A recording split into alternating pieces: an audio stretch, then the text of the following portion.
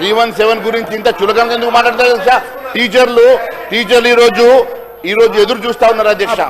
मैं 317 को कभी क्रिटिसाइज नहीं किया, मैं 317 को कम करके नहीं दिखाए, मैं रिकॉर्ड చెక్ करो अगर जरूर నేను 317 కు సంబంధించి తక్కువ చేసి మాట్లాడలే. నేను గౌరవ చైర్మన్ గారు గౌరవ సభ్యులు నేనున్నా ఇంకా ఏమైనా సమస్యలు ఉంటే పరిష్కరిస్తామని చెప్పినాము. ఇంకా ఏది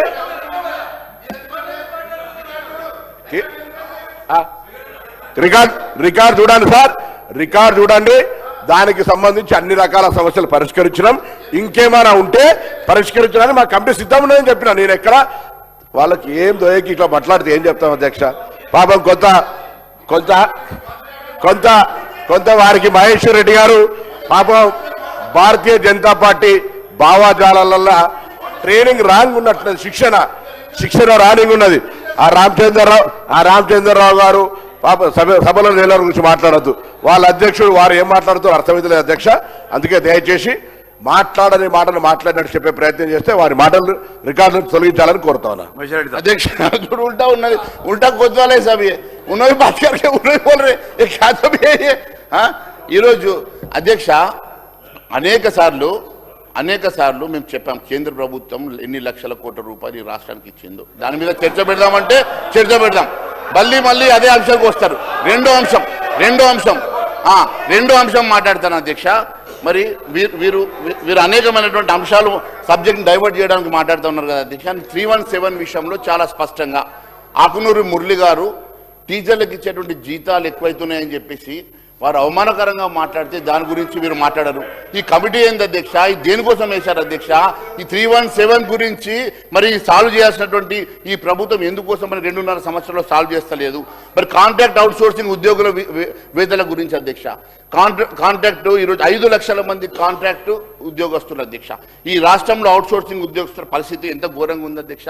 వారికి ఒక ఏజెన్సీస్ని పెట్టి ఆ ఏజెన్సీస్ వాళ్ళ దగ్గర ఉన్నటువంటి డబ్బులు కట్ చేసేసి వారికి నేరుగా మరి ఎవరి ఇది లేకుండా పేమెంట్స్ సమయానికి రాక, ఫస్ట్కి ఎవ్రీ మంత్ జీతాలు రాక మరి ఇబ్బంది పడుతూ ఉన్నటువంటి వారిని మరి ఆఖరికి ఈరోజు సమాజంలో వెన్నుముగా ఉన్నటువంటి దాదాపు 32,854 మంది ఆశా వర్కర్లు, 3,200 మంది 83 మంది అంగన్వాడీ టీచర్లకు జీతాలు కూడా ఇవ్వలేని దౌర్భాగ్య స్థితిలో ఈ రాష్ట్ర ప్రభుత్వం ఉన్నదంటే దాని గురించి ఏ రోజున ఆలోచన చేశారు అధ్యక్ష?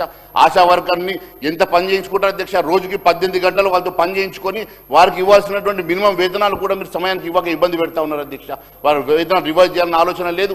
ఈరోజు అవుట్ సోర్సింగ్ గ్రామ పంచాయతీలో ఉన్నటువంటి మరి వర్కర్స్కి అధ్యక్ష 4 నెలల నుంచి జీతాలు వస్తలేవు అధ్యక్ష. 4 నెలల నుంచి మరి గ్రామ పంచాయతీలో ఉన్నటువంటి వర్కర్స్కి జీతాలు ఇవ్వనేటువంటి దుస్థితిలో ఈ రాష్ట్ర ప్రభుత్వం ఉన్నది. 3 ట్రిలియన్ల గురించి మాట్లాడతారు అధ్యక్ష. వీరికి మాట్లాడే అర్హత కూడా లేదు అధ్యక్ష. 3 ట్రిలియన్ల గురించి మాట్లాడే అర్హత లేదు. ఈరోజు కేవలం ఈ రాష్ట్రంలో ఒక అబద్ధాల పుట్టల మీద నడుస్తున్నటువంటి ఈ రాష్ట్ర ప్రభుత్వం కేవలం రోజు ఒక అబద్ధం మాట్లాడుతూ ఈ రాష్ట్రంలో పూట గడిపే ప్రయత్నం చేస్తున్న ఈ రాష్ట్ర ప్రభుత్వం ఈ రోజు వరకు కూడా మరి ఇక్కడ ఉన్నటువంటి అవుట్ సోర్సింగ్ ఉద్యోగస్తులకు అటు 4th క్లాస్ ఎంప్లాయీస్ కూడా జీతాలు ఇవ్వలేని దుస్థితిలో ఈరోజు 3 ట్రిలియన్ గురించి మాట్లాడుతూ ఉన్నారు అధ్యక్ష. ఆరోగ్యం సంగతి విషయానికి వస్తే అధ్యక్ష, హెల్త్ ఈజ్ వెల్త్ అని చెప్పి సామెత ఉండగానే అధ్యక్ష ఈరోజు వెల్త్ ఫ్రమ్ హెల్త్ అయిపోయింది అధ్యక్ష. ఈ రాష్ట్రంలో ఎక్కడ కూడా 50% ఈరోజు డాక్టర్లు అవైలబుల్ లేరు అధ్యక్ష. హాస్పిటళ్లలో మందులు లేవు అధ్యక్ష. ఈరోజు హాస్పిటల్లో ఇన్ఫ్రాస్ట్రక్చర్ లేదు అధ్యక్ష. ఈరోజు అనేకమైనటువంటి సమస్యలు ఉన్నాయి అధ్యక్ష. ఈరోజు ఈ రాష్ట్రంలో కనీసం మరి 6 to 6.5% మాత్రమే ఈ రాష్ట్ర ప్రభుత్వం ఆరోగ్యం మీద ఖర్చు చేస్తూ ఉంది అధ్యక్ష. ఇతర రాష్ట్రాల్లో చూస్తే 10% మరి ఖర్చు చేస్తూ ఉంటే కేవలం 6 నుంచి 6.5% మాత్రమే ఖర్చు చేసే రాష్ట్ర ప్రభుత్వం. మరి ఎక్కడ కూడా ఇన్ఫ్రాస్ట్రక్చర్ ఈరోజు మనం వెళ్దాం అధ్యక్ష, గాంధీ హాస్పిటల్కి వెళ్ళి చూద్దాం అధ్యక్ష ఏ పరిస్థితి ఉందో గాంధీ హాస్పిటల్. ఈరోజు ఉస్మానియా హాస్పిటల్ పరిస్థితి ఎట్లా ఉందో చూడండి అధ్యక్ష. ఈరోజు గ్రామీణ ప్రాంతంలో సూపర్ స్పెషాలిటీ హాస్పిటల్ నిర్మాణం చేస్తాం, ప్రతి నియోజకవర్గానికి ఒక సూపర్ స్పెషాలిటీ హాస్పిటల్ చేస్తాం, ప్రతి మండలానికి హాస్పిటల్ కట్టిస్తామని చెప్పినటువంటి ఈ రాష్ట్ర ప్రభుత్వం ఎందుకోసం నిర్మాణం మొదలు పెడతలేదు అధ్యక్ష. మరి ఉన్న వాటిలో ఎందుకోసం మరి డాక్టర్లు అవైలబుల్ లేరు అధ్యక్ష, ఎందుకోసం మందులు అవైలబుల్ లేరు అధ్యక్ష. ఈరోజు పేదవాళ్ళు ట్రీట్మెంట్ కోసం వెళ్తే అక్కడ ఉన్నటువంటి పరిస్థితి ఒకసారి మరి ఎప్పుడన్నా వీళ్ళు అటువంటి హాస్పిటళ్లకు మరి కాంగ్రెస్ ఎమ్మెల్యేలు వెళ్తే అర్థమైంది అధ్యక్ష. వాళ్ళు మొత్తం ఇక్కడ కార్పొరేట్ హాస్పిటల్లో పోతారు కాబట్టి వాళ్ళకి అర్థమవుతలేదు అధ్యక్ష. ఒకసారి మరి దీని మీద మీరు ఎంత స్పెండ్ చేస్తా ఉన్నారో, ఏం ఇన్ఫ్రాస్ట్రక్చర్ అవైలబుల్ ఉన్నదో ఒకసారి ఆలోచన చేయాల్సినటువంటి అవసరం ఉంది అధ్యక్ష, రివైజ్ చేయాల్సిన అధ్యక్ష ఉంది అధ్యక్ష. ఈరోజు దాంట్లో నుంచి అధ్యక్ష కేవలం ఖర్చు 4% పరిమితమైంది అధ్యక్ష. బడ్జెట్లో మీరు 6% పెడతారు అధ్యక్ష, ఖర్చు మాత్రం 4% అధ్యక్ష. ఈరోజు డబుల్ చేస్తామని చెప్పేసి ఈరోజు ఇక్కడ మేనిఫెస్టోలో అనేకమైనటువంటి అంశాలు చెప్పేసి ఈరోజు పూర్తిగా ఈ రాష్ట్రంలో ఉన్నటువంటి వైద్యం పూర్తిగా నిర్వీర్యం అయిపోయేటువంటి పరిస్థితి ఉంది అధ్యక్ష. ఈరోజు మెడికల్ కాలేజీలలో కూడా ఎక్కడ కూడా పేపర్ మీద డాక్టర్లు ఉన్నారు తప్ప అక్కడ ప్రొఫెసర్స్ లేరు, అసోసియేట్ ప్రొఫెసర్స్ లేరు, ఫ్యాకల్టీ లేదు. ఇలా డాక్టర్ని నిర్మాణం చేస్తాం, మీరు ప్రొడ్యూస్ చేస్తూ ఉన్నారా లేకుంటే ఆర్ఎంపీ డాక్టర్ని ప్రొడ్యూస్ చేస్తూ ఉన్నారా అనుమానం వస్తూ ఉంది అధ్యక్ష. ఈరోజు ఎక్కడ కూడా ఏ హాస్పిటల్లో కూడా గవర్నమెంట్ ఈరోజు నిర్మల్లోనే హాస్పిటల్ మంజూరైన ఇప్పటికే 3 సంవత్సరాల అధ్యక్ష, ఇప్పటి వరకు అక్కడ మరి కన్స్ట్రక్షన్ మొదలు కాలేదు. ఉన్నటువంటి అరకొర ఫ్యాకల్టీ తోటి అక్కడ ఉన్నటువంటి ప్రొఫెసర్ ఒక్క డిపార్ట్మెంట్కి ఒక ప్రొఫెసర్ లేడు అధ్యక్ష. 3rd ఇయర్ వచ్చేసింది. మరి ఇప్పుడు ఉన్నటువంటి పరిస్థితుల్లో ఇంకొక 1 ఇయర్ అయితే డాక్టర్లు పాస్ అయ్యి బయటకు పోవాలంటే వాళ్ళు ఏం చదువుకున్నారో మరి ఏం బయటకు వచ్చి ట్రీట్మెంట్ చేస్తారో అర్థం కాని పరిస్థితి ఈరోజు ఈ రాష్ట్రంలో నెలకొన్న అధ్యక్ష. మరి హాస్పిటల్లో మందులు ఉండవు, డాక్టర్లు ఉండరు, మరి టీచింగ్ హాస్పిటల్స్ లోపల మీరు ఫ్యాకల్టీ ఉండరు. ఏ రకంగా మీరు ఈరోజు ఈ రాష్ట్రాన్ని నడిపిస్తూ ఉన్నారో, మరి ఏ రకమైనటువంటి డిపార్ట్మెంట్ని మీరు రన్ చేస్తూ ఉన్నారో దీన్ని బట్టి అర్థమవుతా ఉంది అధ్యక్ష. కేవలం ఈ రాష్ట్రం అంటే అవినీతి, ఈ రాష్ట్రం అంటే అవినీతి కుంభకోణాలు, కమిషన్ కోటల్లో కుప్పకూలుతున్నటువంటి వ్యవస్థ కనబడతా ఉన్నది అధ్యక్ష. ఈరోజు కాంట్రాక్టర్ ఇప్పుడే మరి మంత్రి గారు చెప్తా ఉన్నారు అధ్యక్ష. మంత్రి గారు ఇందాక మాట్లాడుతూ ఒక మాట చెప్పిండ్రు అధ్యక్ష, 42% అన్నారు కదా అధ్యక్ష. నేను ఒకటే అడుగుతా ఉన్నాను అధ్యక్ష, ఈ రోజు మీ క్యాబినెట్ లో 42% మీ బీసీలకు ఎందుకోసం మంత్రి పదవి ఇవ్వలేదు? ఈ రోజు మీరు ఇస్తున్నటువంటి మంత్రి పదవి పోర్ట్ఫోలియోలు జిమ్మలు కోళ్లు చెప్పుకున్నటువంటి కేంద్ర ప్రభుత్వము నిధులు 1 రూపాయి తీసుకురాకుండా రాష్ట్ర ప్రభుత్వాన్ని అవినీతి అనే రకరకాల వారు మాట్లాడిన 2-3 అంశాల గురించి నేను మాట్లాడతాను అధ్యక్ష. గౌరవ ప్రతిపక్ష నాయకుడిగా ఇంతకుముందు 22 షెడ్యూల్ నిషేధిత చట్టంలో పెట్టినన్నారు. నేను వారిని కోరుతా ఉన్నా, ఆ లిస్టు సభ ముందు ఉంచండి. ఊరికే స్పెసిఫిక్గా ఓవరాల్గా ఒక ఊరికే రన్నింగ్ కామెంటరీ చేసేస్తే తప్పవుతుంది. తర్వాత ఊరికే ఆరోపణ చేస్తే ఎట్లా? ఊరికి ఆరోపణ చేస్తే నడవదు. ఇవన్నీ ఆధారాలు ఇచ్చి మీరు కంప్లైంట్ చేయండి. తర్వాత రెండో ఇష్యూ సార్ లైసెన్స్ సర్వీస్ గురించి మాట్లాడుతాడు. ఆ పాలసీయే వాళ్ళు భూమి కొలిస్తే ఎంత ఇవ్వాలో అంత ఇచ్చే పరిస్థితి, అవి తెలిసి కూడా అట్లా మాట్లాడు. దాని తర్వాత ఇలా వారు మాట్లాడుతున్నటువంటి అంశాలన్నీ మళ్ళీ కూడా కోరుతాను, దయచేసి మీరు మీ స్పీచ్ని కంటిన్యూ చేయండి, మీరు ఏం విమర్శ చేసుకున్నారో చేయండి. వాటన్నిటికీ మీకు సభ వచ్చి మీరు బీజేపీ పక్ష నాయకులు మీకు ఎలిజిబిలిటీ ఉంది. కానీ తెలంగాణ యావత్ ప్రజలు మిమ్మల్ని అడుగుతూ ఉన్నారు. తెలంగాణ ప్రభుత్వానికి కేంద్ర ప్రభుత్వము అన్ని రాష్ట్రాలతో ఇచ్చే విధంగా ఈజీఎస్లో ఆర్జీఎస్లో ఇచ్చేది కాదు. మీరు స్పెసిఫిక్గా ఏమైనా ఇన్ఫ్రాస్ట్రక్చర్కు, మెడికల్ అండ్ హెల్త్కు పాప ఊకే హరీష్ రావు ఆయన చెవులు కొరుకుతాడు. మీరు కాదు హరీష్ రావు గారు, మీరు కాదు, ఇక్కడ వెనుక ఇంకో హరీష్ రావు డుబల్ హరీష్, అప్పుడు మీరు లేనప్పుడు ఆయన కూడా 2 పాత్రలు పోషిస్తారు. ఆయన హరీష్ రావు మావాడారు మీరాడు. అయితే ఆ విధంగా ఇప్పుడు నేను అందుకే వారిని అడుగుతున్నా, మీరు ఏమైనా తెలంగాణకు తీసుకొచ్చింది ఉంటే చెప్పండి. చెప్పిన తర్వాత మీ ప్రసంగాన్ని ఇంకా 1 గంట సేపు కొనసాగించండి. రాష్ట్ర ప్రభుత్వాన్ని ఏమైనా విమర్శించండి. ఏమి దేక ఖాళీ డబ్బాల రాళ్ళు పెట్టి సప్పుడు కొట్టినట్టున్నది మీ లెక్క. ఏమి ఇవ్వకుండా రాళ్ళు ఖాళీ డబ్బాలు వేసి కొడితే సపరేట్లు వస్తూ అట్లుంది.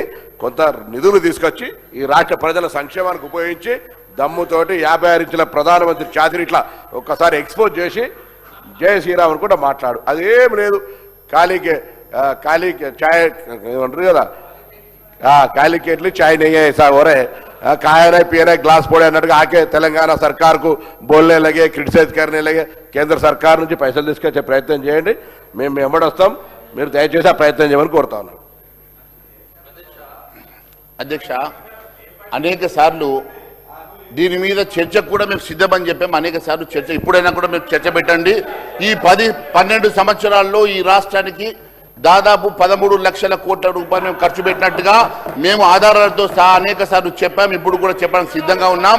మీ మంత్రి గారు కోమటిరెడ్డి వెంకటరెడ్డి గారే అనేక సార్లు మరి గడ్కరీ గారు డబ్బులు ఇచ్చారని చెప్తారు. మీ ముఖ్యమంత్రి గారే, నేను ఏ మంత్రి గారి దగ్గరికి వెళ్తే ఆ మంత్రి గారు మాకు మంజూర్లు ఇస్తున్నారు, శాంక్షన్లు ఇస్తున్నారు, ఎప్పుడు అడుగుతా అప్పుడు అపాయింట్మెంట్లు ఇస్తున్నారని చెప్తారు. మరి ఈ మంత్రి గారు ఎందుకు ఇట్లా మాట్లాడతారు అధ్యక్ష? నేను ఒకటే అడుగుతా, మరి వీరికి స్పీడ్ పర్సనాలిటీయా లేకుంటే మంత్రి గారికి ఏమన్నా పర్సంటేజ్లు పాపం అంటే ఆయన శాఖకి ఏమన్నా రాలేదా మరి ఫండ్స్? నాకు తెలియదు. ఎందుకంటే మా డిపార్ట్మెంట్స్ అంతా కూడా రైల్వే డిపార్ట్మెంటు, మరి వారికి వచ్చిన డిపార్ట్మెంట్ ఆర్ఎన్బి లేదు కాబట్టి వారికి భవిష్యత్తు తెలియదేమో. ఈ బస్సులు కూడా ఇచ్చినాం మొన్న. మరి ఈరోజు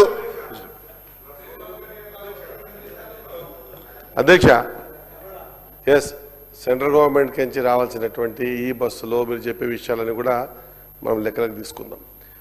స్ట్రేట్గా 8 మంది ఎమ్మెల్యేలు 8 మంది ఎంపీలు ఉన్నటువంటి తెలంగాణ రాష్ట్రంలో మిగతా 2 మంత్రులు మిగతా రాష్ట్రాలకు సంబంధించి మిగతా రాష్ట్రాలకు ఏ విధంగా అయితే నిష్పత్తి ప్రకారంగా వస్తున్నాయో మన తెలంగాణ రాష్ట్రానికి ఎందుకు రావడం లేదు?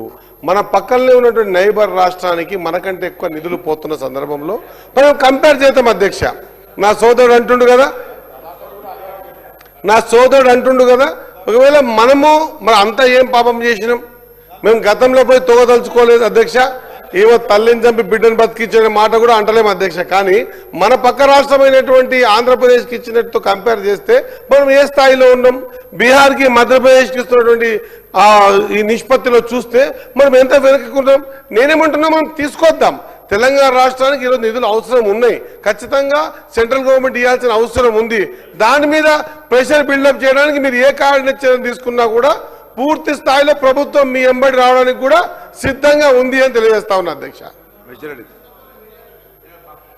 మంత్రి గారు, అధ్యక్ష, బహుశా మంత్రి గారికి మరి తెలిసినట్లు లేదు అధ్యక్ష. మొన్ననే మరి ఇంట్రెస్ట్ పర్సంటేజ్ కూడా తగ్గించి ఈ రాష్ట్రానికి అనేక వేల కోట్ల రూపాయలు సేవ్ చేసినట్టు ముఖ్యమంత్రి గారు చెప్పారు అధ్యక్ష. మరి చేసినేమో బాధ్యత అంటారు అధ్యక్ష. మీరు వాళ్ళు 11% వడ్డీలోకి తీసుకొస్తే దాన్ని 4%, 7% తీసుకొచ్చి వడ్డీలు తగ్గించి ఈరోజు మీకు రెవెన్యూ ఇచ్చే ఎఫ్ఆర్బిఎం దాటి మీరు లోన్లు తీసుకొస్తే ఇప్పించినాం అధ్యక్ష. ఆఫ్ బారోయింగ్ తీసుకొస్తే ఇప్పించినాం అధ్యక్ష. మీకు ఆర్ఎండ్బిలో డబ్బులు కావాలంటే ఇప్పించినాం అధ్యక్ష. రైల్వే కావాలంటే ఇప్పించినాం అధ్యక్ష.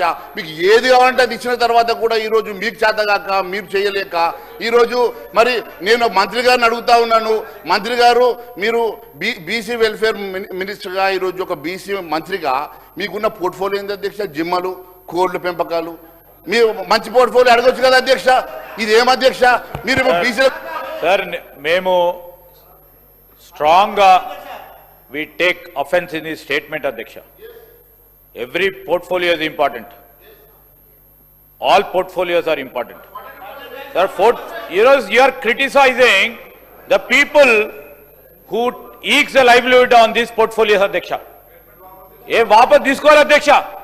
ఒక బీసీ మంత్రి గారిని పట్టుకొని దానిపై ఆధారపడి ఉన్న లక్షలాది మంది జనానికి సంక్షేమానికి ఆలోచన చేస్తా ఉన్న మంత్రి గారిపై ఆధారపడిన ప్రజలందరినీ కూడా ఇదంతా కూడా ఆ విధంగా మాట్లాడటం అధ్యక్ష. మహేశ్వర్ రెడ్డి గారు తప్పకుండా సభకు క్షమాపణ చెప్పాలి.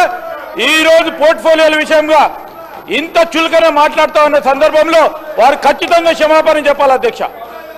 ఏ పోర్ట్ఫోలియో కన్నా ఇది ఇంపార్టెంట్ పోర్ట్ఫోలియో, అది డీసీ అన్ఇంపార్టెంట్ పోర్ట్ఫోలియో ఉంటుంది అధ్యక్ష. ఏం అధ్యక్ష, ఏం మాట్లాడుతున్నారు అధ్యక్ష? ఇదే ఎనీ మీనింగ్ అధ్యక్ష? కోళ్ళని అంటున్నాడు సార్. కోళ్ళ మీద ఆధారపడి ఉన్న పరిశ్రమలు కానీ ఉపాధి పొందేవారిని కానీ దానికి సంబంధించిన ప్రొఫెషన్లో ఉన్నవారు అందరికీ సంబంధించిన వాటిపైన కూడా అంత చులకన ఎందుకు అధ్యక్ష? ఒకరు వారికైతే మహిళల పరంగా చులకన, వీరంటే ఓబీసీల పరంగా చులకన. ఏంది అధ్యక్ష? ఏంది ఇది? ఎవరి గురించి మాట్లాడుతూ ఉన్నారు? ఓబీసీలు అంటే కూడా లెక్కలేదు వీరికి. ఏంది అధ్యక్ష?